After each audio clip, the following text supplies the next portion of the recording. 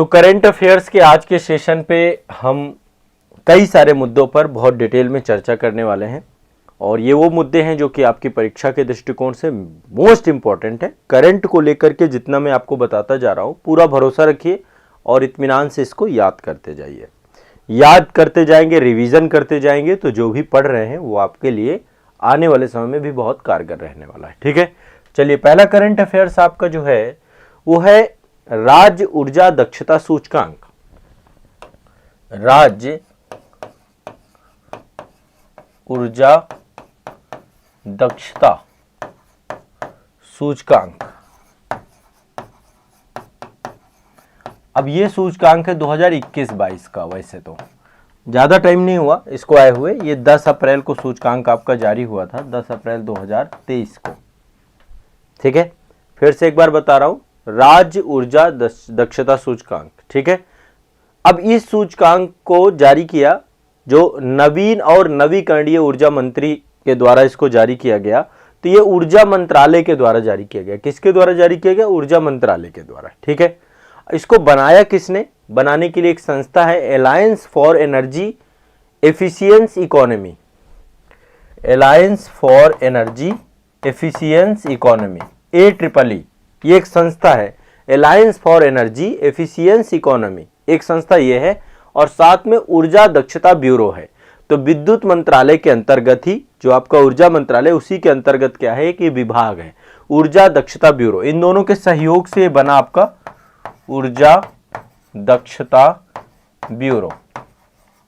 इन दोनों के सहयोग से क्या किया गया? एक सूचकांक बनाया गया कि राज्य ऊर्जा दक्षता सूचकांक 2021-22 ये जारी किया गया। अब ये इसके तहत होता क्या है, जो राज्य हैं भारत के और केंद्र शासित प्रदेश हैं उनमें ऊर्जा दक्षता को लेकर के वार्षिक प्रगति क्या हुई इसको लेकर के पूरा का पूरा एक रिपोर्ट बनती है। कई सारे मानक इसमें हैं, लगभग 50 संकेतक हैं, 50 मानक हैं, 50 पैरामीटर हैं, जिन पैरामीटर्स के आधार पर राज्य स्तर पर ऊर्जा दक्षता को लेकर क्या पहल चल रही है, उसके क्या परिणाम आ रहे हैं, उसके क्या प्रभाव हैं। ठीक है, क्या पहल है, क्या पहल है, क्या परिणाम है और क्या प्रभाव है, ये तीनों चीजें इसमें देखी जाती है। मतलब राज्य ऊर्जा दक्षता सूचकांक में ये तीनों चीजें देखी जाती है। राज्यों को कई भागों में बांटा गया है, मतलब एक श्रेणी नहीं है, कई श्रेणी के अलग अलग हैं, लेकिन जो एग्जाम में पूछे जाने वाली चीजें मैं उन्हें ज्यादा बताऊंगा। बाकी चीजों में आपको मैं इधर उधर उलझाऊंगा नहीं, मैं आपको बस एग्जाम ओरिएंटेड चीजें बताऊंगा, इसलिए ध्यान रखिएगा। अब देखिए यहां पे क्या किया गया है, राज्यों को 4 श्रेणी में विभाजित किया गया है। 4 श्रेणी में राज्य बनाए गए हैं। पहला श्रेणी है, इसको बोलते हैं हम फ्रंट रनर। पहली श्रेणी बनाई गई है फ्रंट रनर की। फ्रंट रनर की कौन सा स्टेट है जो कि फ्रंट रनर है? सबसे बड़ी श्रेणी यही है, इसमें बड़े बड़े सारे स्टेट हैं आपके। दूसरा अचीवर, अचीवर ध्यान रखिएगा, हर साल आती है तो एक बार आप इसको आज समझ लीजिए। तीसरा है कंटेंडर, कंटेंडर, और चौथा है आपका एस्पिरेंट। एस्पिरेंट लाइक का आकांक्षी आपका जो है एस्पिरेंट। ठीक है, ये आपकी टोटल 4 श्रेणियां हैं, फ्रंट रनर, अचीवर्स, कंटेंडर और आपका एस्पिरेंट। ये 4 श्रेणियां आपकी हैं। ठीक है, 4 श्रेणियों में क्या किया गया है, राज्य में ऊर्जा को लेकर क्या प्रगति है, क्या उपलब्धियां हैं, उनके आधार पे 4 भागों में विभाजित किया गया। फ्रंट रनर, अचीवर, कंटेंडर और एस्पिरेंट, ये 4 भागों में विभाजित किया गया। कोई दिक्कत किसी को? ठीक है, अब इनमें से जो फ्रंट रनर श्रेणी है वो इंपॉर्टेंट है। इसमें नंबर 1 आपका है कर्नाटक। कर्नाटक, ठीक है, नंबर 1 में क्या है आपका? कर्नाटक, फिर आंध्र प्रदेश है, फिर असम है, ये ध्यान रखना है। नंबर 1 पे क्या है आपका? कर्नाटक, आंध्र प्रदेश और फिर असम है आपका। पहले कर्नाटक है, दूसरे नंबर पे आंध्र प्रदेश है।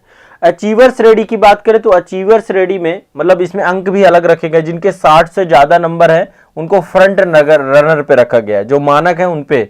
अचीवर में नंबर 1 आपका कौन सा है? असम। असम को अचीवर में नंबर 1 रखा गया है आपका। ठीक है, तो ये अलग अलग है। आपको जो मेनली क्वेश्चन पूछा जाएगा वो कर्नाटक से क्वेश्चन आएगा, ध्यान रखिएगा। अब यहां पे एक बात आती है ऊर्जा दक्षता ब्यूरो। यहां पे मैंने एक संस्था की नाम ली थी, ये संस्था का नाम है ऊर्जा दक्षता ब्यूरो। ये आपका विद्युत मंत्रालय के अंतर्गत एक निकाय बनाया गया था 1 मार्च 2002 को। विद्युत मंत्रालय में ऊर्जा संरक्षण अधिनियम आया था 2001 में, तब जो है इसका निर्माण किया गया था। उद्देश्य यही है इसका कि जो इंडियन इकोनॉमी है ना, इंडियन इकोनॉमी में जो एनर्जी को लेकर के है कि एनर्जी का बहुत ज्यादा, मतलब इकोनॉमी को हम इस तरीके से बनाएं कि बहुत ज्यादा एनर्जी लगे ना, कम एनर्जी पे हम ज्यादा अर्थव्यवस्था को क्या कर सके, बूस्ट कर सके। तो इसको लेकर विकासशील नीतियां बनाना, रणनीतियां बनाना, उसमें सहयोग करना, उसमें सहायता करना, सारा काम ऊर्जा दक्षता ब्यूरो का है। खुद आप सोचिए, नाम से ही है ऊर्जा दक्षता, तो एनर्जी कितनी एफिशिएंट यूज हो, इसको लेकर के पूरा का पूरा आपका ब्यूरो काम करता है। ठीक है, तो स्टेट एनर्जी एफिशिएंसी इंडेक्स आपका, इसीलिए इसको बोलते हैं राज्य ऊर्जा दक्षता सूचकांक। तो नंबर 1 पे इसमें कौन सा है स्टेट वाइज, आपको ध्यान रखना है कर्नाटक। ठीक है, अब यहां पे एक बार कर्नाटक इसमें है नंबर 1। हाँ, ये हम लिस्ट पूरी कर लेते हैं। नंबर 1 लिखा है, दे रहा हूं। ठीक है, अचीवर में आपका कौन सा, असम। कंटेंडर में है चंडीगढ़, चंडीगढ़ आपका इसमें है। और जो एस्पिरेंट्स रेडी है, एस्पिरेंट्स रेडी में तमिलनाडु है, तमिलनाडु है। सबके अलग अलग नंबर हैं और सबके अलग अलग इसमें पूरी लिस्ट में लिस्ट है। कुछ फ्रंट रनर पे रखे गए हैं जो बहुत अच्छा काम कर रहे हैं। कर्नाटक, आंध्र प्रदेश, केरल, राजस्थान, तेलंगाना बहुत अच्छा काम कर रहे हैं, तो ये सब फ्रंट रनर पे हैं। फिर कुछ अचीवर में रखे गए हैं कि वो अचीव कर रहे हैं, तो असम, हरियाणा, महाराष्ट्र, पंजाब यहाँ पर हैं आपके। ठीक है, फिर कुछ कंटेंडर्स रेडी में हैं, जिसमें से चंडीगढ़, छत्तीसगढ़, दिल्ली, गुजरात, झारखंड, मध्य प्रदेश, उड़ीसा, उत्तर प्रदेश, ये सारे हैं। हमारा उत्तर प्रदेश कंटेंडर में आता है। और एस्पिरेंट्स रेडी में फिर बहुत सारे स्टेट हैं, तमिलनाडु, पश्चिम बंगाल, बिहार, उत्तराखंड, हिमाचल प्रदेश, गोवा, जम्मू कश्मीर, ये सब आपके एस्पिरेंट्स रेडी में आते हैं। तो ये आपको याद रखने हैं राज्य ऊर्जा दक्षता सूचकांक। मुझे लगता है क्लियर हो गया होगा सभी का, सभी क्लियर हो गया। हाँ, अभी आगे डिस्कस करते हैं, इस पे आते हैं। चलिए अगला, तो उत्तर प्रदेश कंटेंडर्स रेडी में है, इसको लेकर कोई दिक्कत तो नहीं भाई अपना। हाँ, आगे बढ़ते हैं। नेक्स्ट, ये राज्य ऊर्जा दक्षता हो गया। ये आप देख पा रहे होंगे बड़ा शानदार खूबसूरत सा नज़ारा, और ये नज़ारा है चाय बागान का। ठीक है, चाय बागान है, कांगड़ा चाय है। कौन सी चाय है, कांगड़ा चाय। आप लोगों ने एक मेरा वीडियो देखा है, वैसे चाय वाला वीडियो मेरा अभी आया नहीं है, वो जल्द ही भारत दर्शन का पब्लिश होगा। वो मैंने मुन्नार से आपका कवर किया। मुन्नार आपका केरल में पड़ता है, तो वहाँ पे भी बहुत बड़े स्तर पे टी प्लांटेशन है। तो मैंने टी प्लांटेशन भी वहाँ पे पढ़ाया है, समझाया है, और साथ ही मैंने वहाँ पे टी फैक्ट्रीज होती हैं, जो मतलब बड़ी बड़ी वहाँ पे टाटा ने लगा रखा है, रिपल ने लगा रखा है, ऐसी ऐसी कंपनियाँ लगी हुई हैं ना, तो वो मैं वहाँ से आपको बहुत सारी चीज़ें दिखाऊंगा, कैसे चाय बनती है, वो सारी चीज़ें है ना। तो कांगड़ा चाय जो है आपकी हिमाचल प्रदेश की चाय है, और ये भारतीय उत्पाद है। इसको यूरोपीय आयोग ने, है ना, यूरोपीय यूनियन का यूरोपीय आयोग ने इसके क्या किया है, एक संरक्षित भौगोलिक संकेतक का दर्जा दिया है। ये बात है 22 मार्च 2023 की। 22 मार्च 2023 को यूरोपीय आयोग के द्वारा क्या किया गया है कि इसको भारतीय एक जीआई टैग दिया गया है। क्या दिया गया, यूरोपीय आयोग ने इसको जीआई टैग दिया है। जीआई टैग किसने दिया, यूरोपीय आयोग ने, यूरोपीय आयोग ने। वैसे तो जीआई टैग भारत सरकार देती है, लेकिन यूरोपीय आयोग के द्वारा अंतर्राष्ट्रीय स्तर पर इसको एक क्या किया गया, जीआई टैग दिया गया, भौगोलिक संकेतक का दर्जा प्रदान किया गया है। किसको दिया गया, कांगड़ा चाय को। तो हिमाचल प्रदेश के कांगड़ा जिले में उगाई जाती है। कांगड़ा के बारे में आप जानते हैं। कांगड़ा चाय को 2005 में भारत सरकार के द्वारा जीआई टैग दिया गया था। अब इसको अंतर्राष्ट्रीय स्तर पे जो है जीआई टैग मिला है यूरोपीय आयोग के द्वारा। एक ये ध्यान रखिएगा, ठीक है। दूसरी इंपॉर्टेंस न्यूज ये है, अभी देखिए हाल ही में जीआई टैग्स की संख्या मतलब अचानक से लगभग 31 मार्च 2023 को 31 मार्च 2023 को नए बहुत सारे जीआई टैग आपके दिए गए। लगभग 33 नए उत्पादों को जीआई टैग दिया गया। नए उत्पादों को 31 मार्च 2023 को 33 नए उत्पादों को जीआई टैग दिया गया। ठीक है, जीआई टैग आप सभी जानते हैं, भौगोलिक संकेतक का मतलब यह है कि किसी स्थान पर कोई वस्तु वहां पे विशेष रूप से जो है उसकी पैदावार हो रही है या कोई आपका हस्तशिल्प है ना। तो उसी को उस स्थान के नाम पे उसका पंजीकरण किया जाता है। पंजीकरण करने के लिए एक कानून बना हुआ है, वस्तुओं के भौगोलिक संकेतक अधिनियम 1999। ठीक है, एक पूरा पंजीकरण का रेगुलेशन एक्ट है आपका, वस्तुओं के भौगोलिक संकेतक पंजीकरण और संरक्षण अधिनियम 1999। इस अधिनियम के तहत ही जो है किसी भी स्थान विशेष पे या तो प्राकृतिक तौर पे पैदा की जाने वाली या तो कृत्रिम तौर पे उसको बनाई जाने वाली, कुछ भी हो सकता है, कोई भोजन भी हो सकता है, कोई भी जो है आपकी प्राकृतिक वनस्पतियां या कोई भी उत्पाद हो सकता है, तो भौगोलिक संकेतक दिया जाता है आपका। अभी जो है 31 मार्च 2023 को, मतलब 31 मार्च 2023 को 33 नए उत्पादों को क्या किया गया आपका, जीआई टैग दिया किसने, उद्योग संवर्धन और आंतरिक व्यापार विभाग, इसको बोलते हैं डीपीआईआईटी।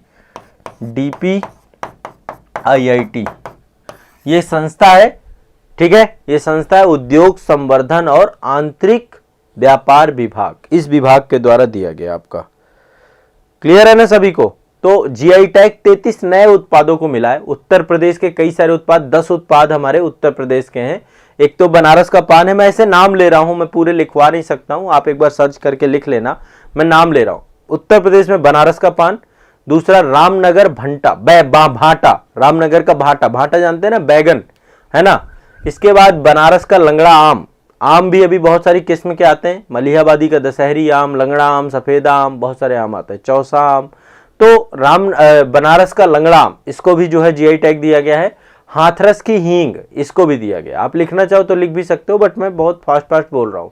एक तो बनारसी पान, रामनगर भाटा, बनारस का लंगड़ा आम, हाथरस की हींग, इसको भी दिया गया आपका जीआई टैग। इसके अलावा एक आदम चीनी चावल है, इसको भी आपका जीआई टैग दिया गया है। अलीगढ़ ताला को दिया गया है। प्रतापगढ़ में आंवला होता है, उसको भी जीआई टैग दिया गया। प्रतापगढ़ में उत्तर प्रदेश में सबसे ज्यादा आंवला होता है। नगीना में लकड़ी शिल्प का काम होता है। नगीना एक जगह है यहीं पे मुरादाबाद के आगे, तो यहाँ पे लकड़ी शिल्प को इसको दिया गया है। बखीरा में पीतल बर्तन होते हैं, या इसको दिया गया। बांदा एक जगह है उत्तर प्रदेश में, मेरा गृह जनपद है। सजर पत्थर शिल्प यहाँ पे बड़ा फेमस है, तो इसको भी दिया गया है। तो ऐसे 10 चीज ये हैं। बिहार में एक ही चीज है, मरचा चावल, इसको जो है दिया गया है। मरचा चावल विशेष प्रजाति है चावल की। मध्य प्रदेश में रीवा का सुंदरजा आम है, उसमें एमपी का दिया गया सुंदरजा आम को। लद्दाख में जो है लकड़ी पर नक्काशी की जाती है, जिसको बोलते हैं सिंग कोस को दिया गया है। छत्तीसगढ़ में नागरी दुबराज चावल है, एक चावल की प्रजाति है नागरी दुबराज चावल, इसको दिया गया है। तमिलनाडु में मनपर्रई मरक्कू, और इसको दिया गया है। कुंबुम पन्नीर थ्रिचई अंगूर की प्रजाति है, इसको दिया गया है। मार्तंड शहद को दिया गया है। ऊटी बरकी को दिया गया है। मनाम दुराई में मिट्टी के बर्तन, इनको दिया गया। और सालेम साबूदाना, ये करके ऐसे कई सारी एक लंबी लिस्ट है, ठीक है। इन सभी लिस्ट में 33 नए उत्पादों को जोड़ करके ये मतलब सर्वाधिक दिए गए हैं सारे के सारे जीआई टैग। तो एक बार जीआई टैग मैंने बहुत डिटेल में आपका जो मास्टर वीडियो है ना, उनमें मैंने पढ़ाया है क्लास में बहुत अच्छे से, तो आप एक बार उसको जरूर देख लीजिएगा। मास्टर वीडियो आप लोग देखते ही हैं, तो उनमें मैंने सारा कुछ कवर किया था आपका, ठीक है। ये सारे जो लेटेस्ट वाला मास्टर वीडियो ना उसमें कवर होगा। तो जीआई टैग्स ये इंडिया में दिए गए 33 उत्पादों को, ये देख लीजिए। ये है मरचा राइस, ये मरचा राइस आपका बिहार का है, ठीक है। ये हमारा बनारस का लंगड़ा आम है, ये हमारा बनारसी पान है, ठीक है। तो ये कई सारी चीज़ों को दिया गया है, ठीक है। चलिए आगे बढ़ते हैं भाई। जीआई टैग 33 नए उत्पादों को मिला, ये बस आपको आइडिया रहना चाहिए, ठीक है। चलो आगे बढ़ते हैं। ये आप जानते हैं हमारे केंद्रीय विज्ञान प्रौद्योगिकी राज्य मंत्री हैं, स्वतंत्र प्रभार में हैं, और ये हैं डॉक्टर जितेंद्र सिंह, ठीक है।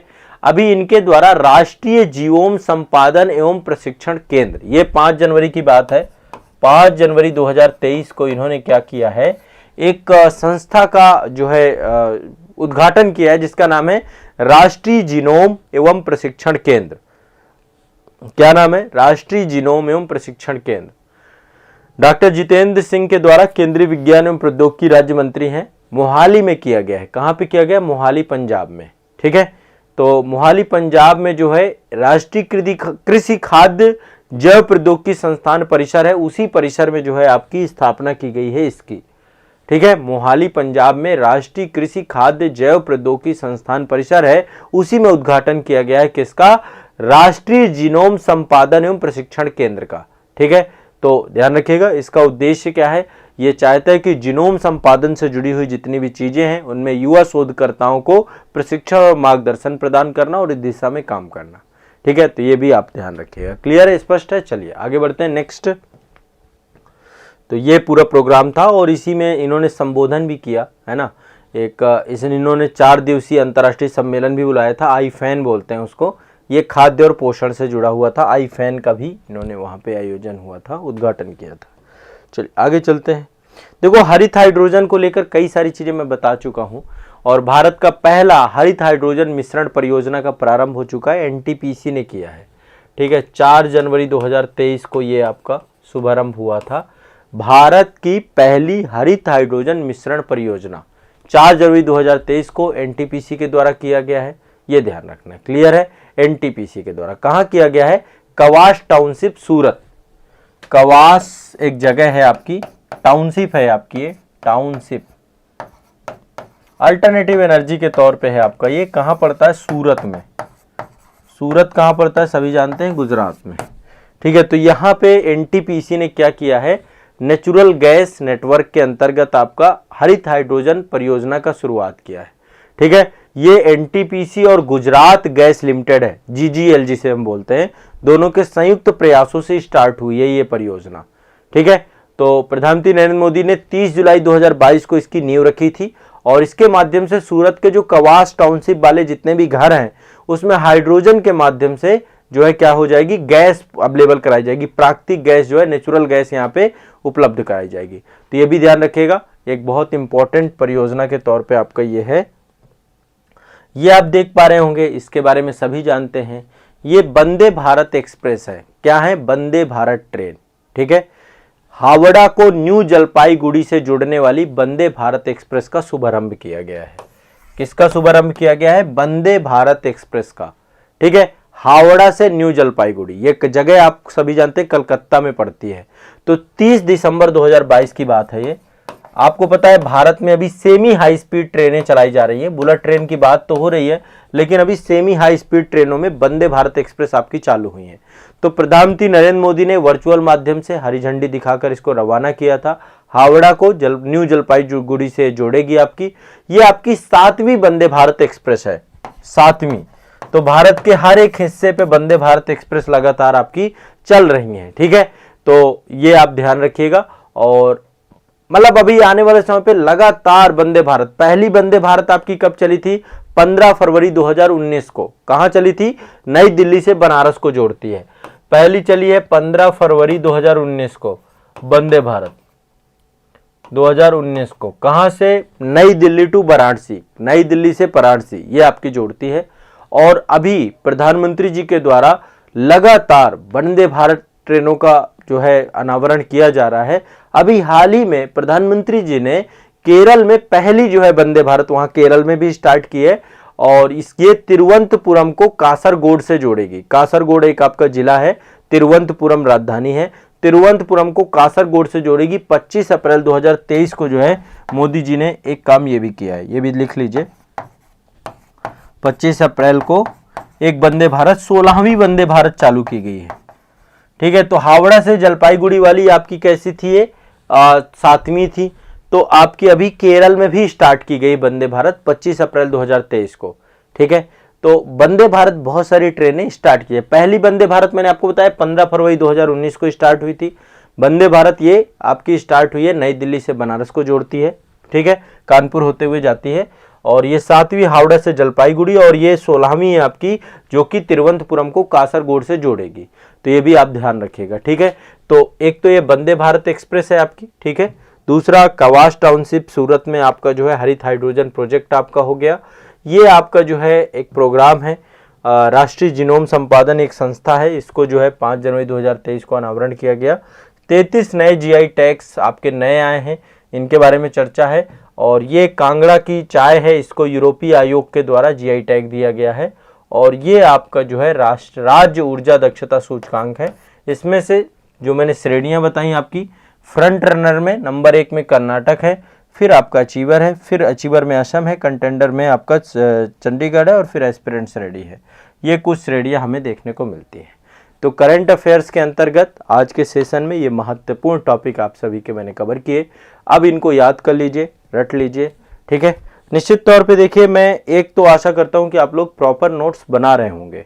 आप लोग नोट्स बना रहे हैं कि नहीं बना रहे, एक बार मुझे बताइए सभी लोग कि क्या करंट अफेयर्स के प्रॉपर नोट्स बन रहे हैं।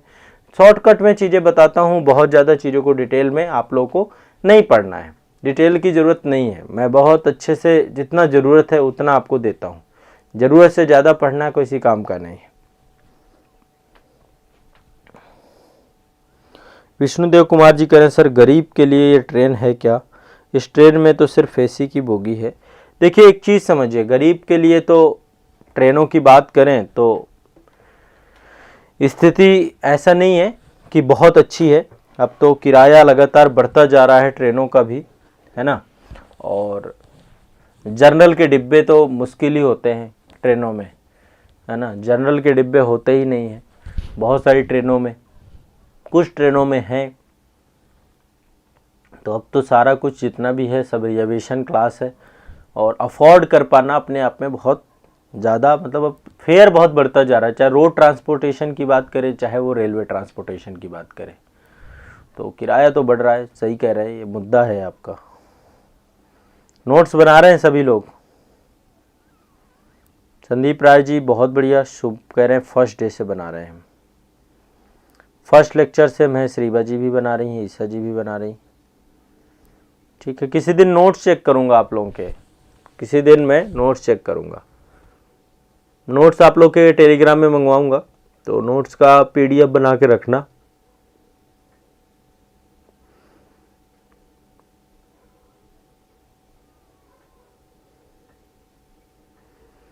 कोई नहीं, पूरा कर लो भाई, कोई भी क्लास छोड़ना मत, ठीक है।